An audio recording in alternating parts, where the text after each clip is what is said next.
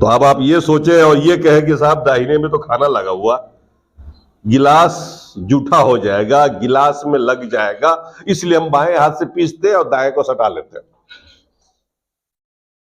ایسا نہیں کہ اللہ کے رسول نے، اللہ کے رسول نے دایاں ہی ہاتھ استعمال کیا ہے تو آپ کو دایاں ہی کرنا ہے۔ داہنے ہاتھ سے کھانا کھایا ہے تو داہنے سے ہی کھانا ہے، بائیں سے نہیں کھانا۔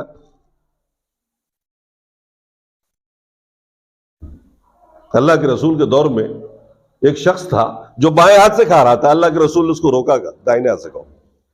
اس نے کہا ہم سے نہیں کھایا جاتا داہنے ہاتھ سے، اکڑا ہو۔ اللہ کے رسول نے فرمایا جا تجھے ایسے ہی ہو جائے، اس کا داہنا ہاتھ ہی زندگی بھر کے لیے بیکار ہو گیا۔ ہمیں اور آپ کو اللہ کے رسول کی اطاعت کرنی ہے، اس میں اختیار نہیں ہے۔ آپ کو کیا پسند ہے کیا نہیں پسند ہے اس سے کوئی مطلب نہیں۔ ایمان لانے کا مطلب رسول پر اپنے آپ کو رسول کے حوالے کر دینا۔ آج ہم لوگ رسول کی اطاعت نہ کر کے نقصان اٹھا رہے ہیں۔ اللہ کے رسول کی زندگی بڑی سادی تھی اور بڑی سادی زندگی گزارنے کا حکم دیا اللہ کے رسول نے۔ اور آج ہم اور آپ جو پریشان ہیں نا، اس سادگی کو چھوڑ کے پریشان ہیں، مالی بحران کے شکار ہیں، رات دن رونا روتے ہیں مہنگائی کا، پریشانیوں کا۔ اس ساری وجہ صرف یہ ہے کہ آپ نے سادہ زندگی چھوڑا اور آپ نے وہ زندگی اپنایا کہ آپ بڑوں کی تباہ کر رہے ہیں، پیسے والوں کی تباہ کر رہے ہیں۔ اگر آج بھی رسول کی تباہ کرنے لگ جائے تو یہ زندگی بڑی حسین ہے، بڑی خوبصورت ہے اور سب کچھ ٹھیک ٹھاک چلے گا۔ پرتکلف زندگی جینے کی جو خواہش پیدا ہوئی نا ہمارے آپ کے اندر، اس پرتکلف خواہش نے ہی آپ کو اور ہم کو پریشان کر دیا۔ ہم اللہ سے دور ہو گئے، اپنے آپ سے دور ہو گئے، خود کو بھلا دیا۔ اللہ تبارک و تعالیٰ کا یہ فرمان ہے، بھلے اس زندگی میں آپ ٹال جائیں، توجہ نہ دیں آپ اللہ اس کے رسول کے احکام پر، کل قیامت کے دن ہمیں اور آپ کو سب پچھتانا پڑے گا اور سب دکھائی دے جائے گا۔ اللہ تبارک و تعالیٰ نے قرآن کے اندر ایک دوسری جگہ پر فرمایا لا تجعلوا دعاء الرسول كدعاء بینکم بعضکم بعضا، رسول کی پکار کو تم آپ اپنے بیچ میں جو تم ایک دوسرے کو پکارتے ہو ایسا مت سمجھنا۔ لا تجعلوا دعاء الرسول بینکم كدعاء بعضکم بعضا، جیسے تم عام لوگوں کے احکام کو یا عام لوگوں کے حکم کو، عام لوگوں کی باتوں کو سمجھتے ہو، ویلو دیا نہیں دیا۔ اللہ نے فرمایا ایسا مت کرنا۔ قد یعلم اللہ الذین، اللہ انہیں خوب جانتا ہے جو بہانہ بازی سے کام لے کر اللہ کے حکم کو ٹال جاتا ہے۔ اس زمانے میں بھی منافقین کا ایک گروہ تھا، منافقین کی ایک جماعت تھی کہ اللہ کے حکم کو بہانہ بازی سے ٹال دیتا تھا۔ اللہ نے فرمایا کہ ہم خوب جانتے ہیں ایسے لوگوں کو جو بہانہ بازی سے اللہ کا حکم ٹالتے، رسول کا حکم ٹال دیتے ہیں، اللہ کا حکم ٹال دیتے ہیں۔ آج ہم بھی اگر ایسا کریں تو ہمارا بھی انجام انہی لوگوں کی طرح سے ہوگا، انہی منافقین کے ساتھ ہوگا۔ ہم لوگ بھی آج بہانہ بازی کرتے ہیں، رسول کی بہت ساری باتوں کو اس لیے عمل میں نہیں لاتے کہ صاحب آج کے دور میں ممکن نہیں ہے۔ ہم شادیاں کریں گے تو پورے جشن کے ساتھ کریں گے اور یوں کریں گے اور ایسا کریں گے، اگر سادہ کیا تو لوگ ہنس دیں گے، اور آپ کو اس کی پرواہ نہیں کہ اللہ تعالیٰ آپ کے بارے میں کیا فیصلہ کر رہا ہے۔ مالوں کو برباد کریں گے، آپ مشکل سے کما کے لائیں گے اور اس کو فضول خرچی میں بہا دیں گے آپ۔ مطلب یہ تو مثال ہے، میں کوئی آپ کے اوپر کچھ کہہ نہیں رہا ہوں، یہ ہم میں سے ہر فرد کر رہا ہے آج، ذاتی خرچوں سے لے کر کے، اور بڑے بڑے جو خرچے ہمارے ہو رہے ہیں نا وہ صرف دوسروں کے دکھاوے میں ہو رہے ہیں۔ اللہ کے رسول نے تو بڑی سادی زندگی جی ہے اور سادی زندگی جینے کا حکم بھی دیا، یہاں تک کہ اللہ کے رسول نے فرمایا کہ مباح کاموں میں، جائز کاموں میں سب سے ناپسند کام مجھے رہنے کے لیے بڑی بلڈنگ تعمیر کرنا، تاج محل بنوانا، قلعے بنوانا، جو بڑے بڑے مکانات بنواتے ہیں نا لوگ، رہنے والا 2 لوگ ہے، بنا رہا بڑا سا مکان، ایک چھوٹا سا پریوار ہے خوبصورت بڑا سا مکان، یعنی بلا وجہ کا پیسہ آپ جام کر رہے ہیں۔ मुबाह है, जायज है। अल्लाह के रसूल ने ये नहीं कहा नाजायज है, लेकिन नापसंद है। क्यों नापसंद है? इसलिए कि आपकी जिंदगी कितनी है, आप कितना दिन जी लोगे इस दुनिया में, गारंटी तो 1 घंटे की भी नहीं है। और आप इतना बड़ा मकान बना रहे हो, जाना आपको जहां है, जो असली घर है, उसके लिए कोई तैयारी नहीं आपके पास। जहां हमको और आपको सबको जाना है, जिस हकीकत का कोई मुमकिन नहीं हो सकता, वहां के लिए कोई तैयारी नहीं।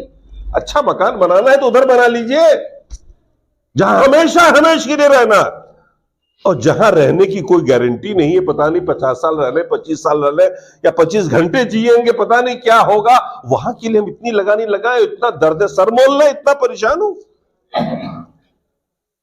अल्लाह के रसूल की झोपड़ी थी, सहाबा किराम के पास बाद में भी जब बड़ी दौलतें आ गई तो भी उन्होंने मकान पे ध्यान नहीं दिया। अब बहुत सारे सहाबा ने तो मकान ही नहीं बनाए, यूं ही आसमान के नीचे गुजार दिया। फरमाया करते थे, अल्लाह तबारक व तआला ने इतनी बड़ी जमीन बनाई है, इतना जबरदस्त छत बनाया है, फिर मकान बनाने की क्या जरूरत है, हम कितना गिनेंगे। तो हमारी और आपकी जो इताअत हो रही है ना, वो रसूल की नहीं हो रही। इस हकीकत को काफिरों ने समझा, मुशरिकों ने समझा, मक्के वालों ने समझा, लेकिन हम इतने पढ़े लिखे लोगों ने आज तक नहीं समझा। रसूल पर ईमान रखने का मतलब इताअत पर ईमान रखना, रसूल की रसालत के साथ इताअत। ये अज़्म हो कि हम रसूल की ही इताअत करेंगे, हम किसी की इताअत नहीं करेंगे। ना हम इमाम की करेंगे, ना हम आलिम की करेंगे, ना हम पीर साहब की करेंगे, ना समाज की करेंगे, किसी की इताअत नहीं करेंगे। जिसका हुक्म अल्लाह ने दिया हुआ है, रसूल ने दिया हुआ है। मां की इज्जत करनी है तो करनी है, मां का एहतराम, बाप का एहतराम होना है तो होना। उनकी खिदमत करने से हमें जन्नत मिलेगी तो मिलेगी। 10 बहाने नहीं बिला वजह के, यूं तकलीफ देते हैं, ऐसा करते हैं, मेरा यूं झगड़ा है, मेरे बाप यूं कह रहे हैं, वो जो चाहेंगे कहेंगे। आपको खिदमत करनी है तो करनी है। ये भूल रहे हैं आप, एक दिन वो भी आने वाला है कि आप बूढ़े होंगे और आपके बच्चे जवान होंगे, और कल आपके साथ भी यही होगा। अल्लाह का जो कानून है वो ऐसे ही नहीं है ना, बहुत दूर तक उसके असरात होते हैं। मां के साथ ये व्यवहार, बहनों के साथ आपका ये अखलाक होगा, भाइयों के साथ ये होगा, समाज और पड़ोसी के साथ ये होगा। जो हुक्म है उसको मानना है तो मानना है। पड़ोसी आपका भूखा न रहे, खबरगिरी करनी है तो करनी है। वो पड़ोसी कोई भी हो, मुस्लिम हो, गैर मुस्लिम हो, इससे मतलब नहीं। अल्लाह के रसूल का हुक्म है तो हमें करनी है। अब आप कहें कि उसका अखलाक खराब है, ये है, बहाना कुछ नहीं। आप अपना काम करिए, इताअत रसूल करिए, इंशाअल्लाह वो अपना फर्ज भी निभाना शुरू कर देगा। जब आपका रवैया ऐसा होगा तब। अपने अखलाकियात को, जिसका हुक्म अल्लाह के रसूल ने दिया है, उसको संवारिए, बनाइए। इताअत सिर्फ नमाज में नहीं होती। हम लोग ये समझते हैं कि रफ़ैदान हमने कर लिया, हमने रसूल की इताअत कर ली। नहीं, हर चीज में इताअत, नमाज में भी इताअत है, और अखलाकियात में इताअत है।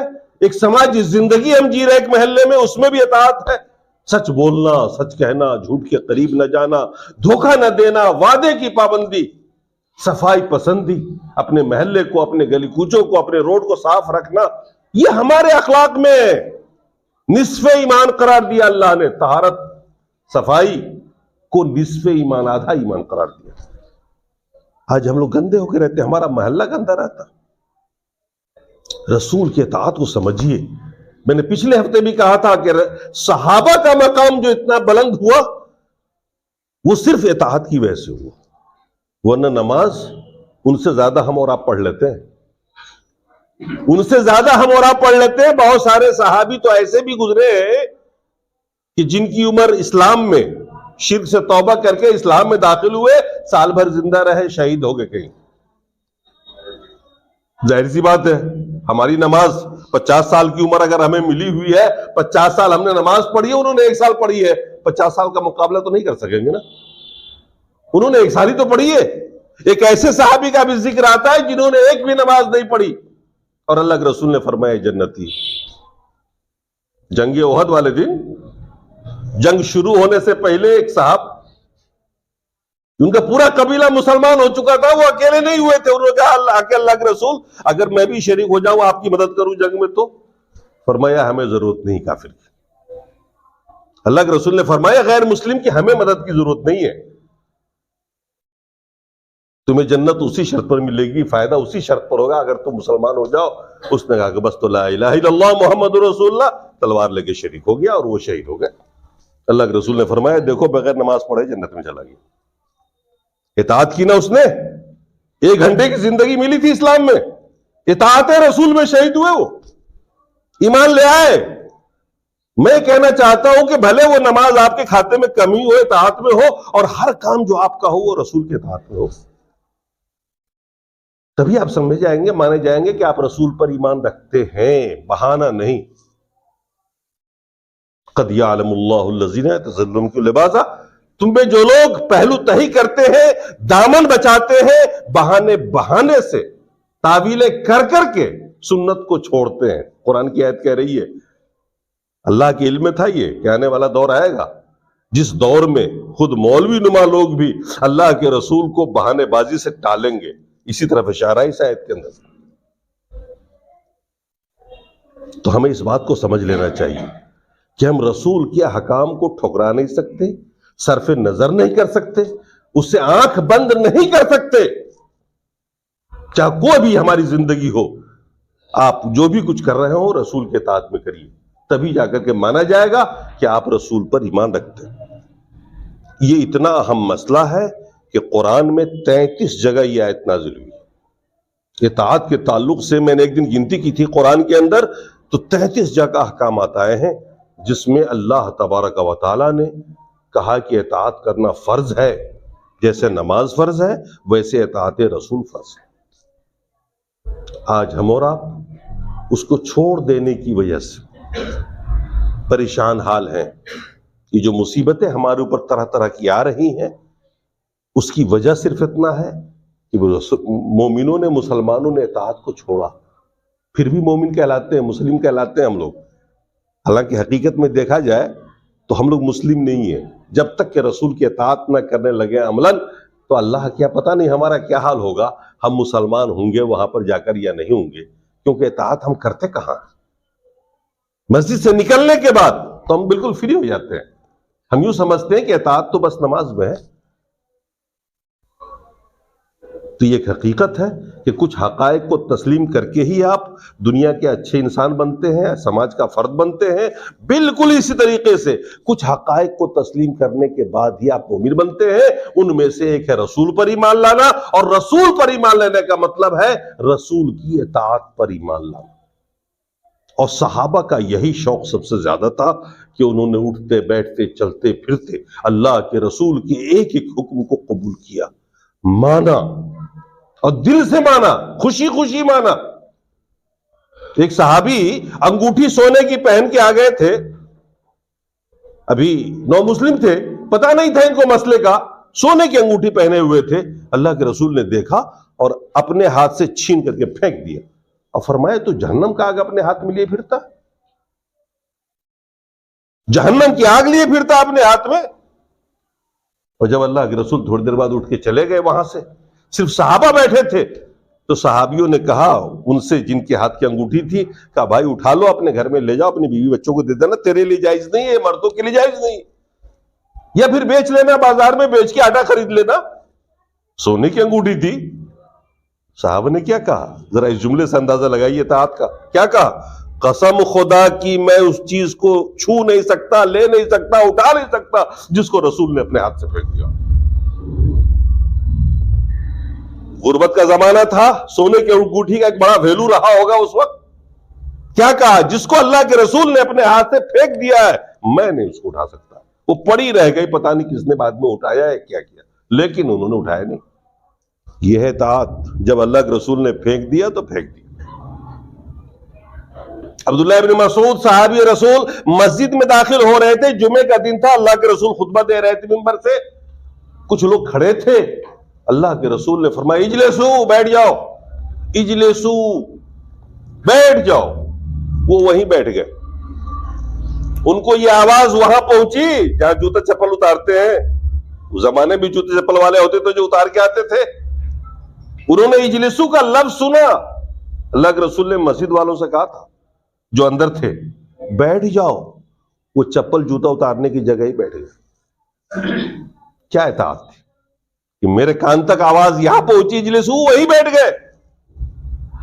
اسی لیے اللہ نے فرمایا لا تجعلوا دعاء الرسول بینکم کدعاء بعضکم بعضا. آپس میں ایک دوسرے کی پکار کی طرح رسول کے پکار کو مت لینا, بہت گمبھیرتا سے لینا پڑے گا. رسول نے جب کسی بات کو کہہ دیا تو اسے کرنا ہی کرنا ہے. ایک مسلمان کے لیے اختیار کچھ نہیں, تب جا کر کے آپ رسول کے ماننے والے کہلاتے ہیں. اور اسی اطاعت کی بنیاد پر خوشخبری ملتی ہے ہمیں اور آپ کو. اللہ تبارک و تعالی ہمیں اور آپ کو سچے معنوں میں مسلمان بنا دے, یہ جذبہ دے دے ہمارے اندر, یہ ہمت دے کہ ہم اس سماج میں رہ کر کے بھی رسول کی اطاعت کریں, سماج کی پرواہ نہ کریں. کل قیامت کے دن یہ سماج آپ کے کام نہیں آئے گا, رسول تو آپ کے کام آئیں گے اور آپ کو بخشوائیں گے اور آپ کی سفارش کریں گے. ہم میں سے کوئی آپ کے کام نہیں آئے گا. اس لیے کسی کی پرواہ نہ کریں, زندگی وہ جیے جو اللہ کے رسول نے ہمیں بتائی. اقول قولی ھذا واستغفر اللہ.